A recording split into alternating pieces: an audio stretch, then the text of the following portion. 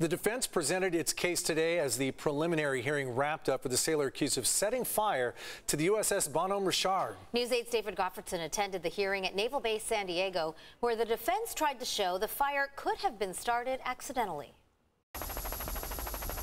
Could the fire that destroyed a $1.4 billion Navy warship have been accidentally started by an arcing wire or an exploding lithium-ion battery? That was the argument presented by defense lawyers in military court Wednesday during the last day of the preliminary hearing of sailor Ryan Mays. A forensic electrical engineer named Andrew Thorson spent 4 hours on board the USS Bonhomme Richard last year after it burned. He testified that a battery cable on a forklift near the point of origin had arced and sparked, melting copper on the cable.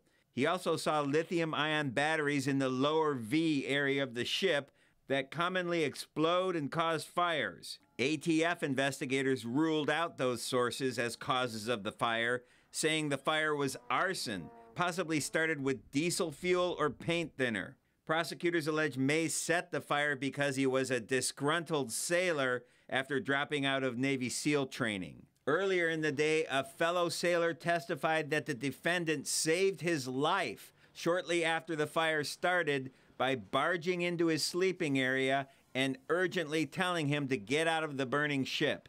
That sailor also testified Mays was wearing a green camouflage uniform, different from the blue coveralls a previous witness had identified the suspected arsonist as wearing.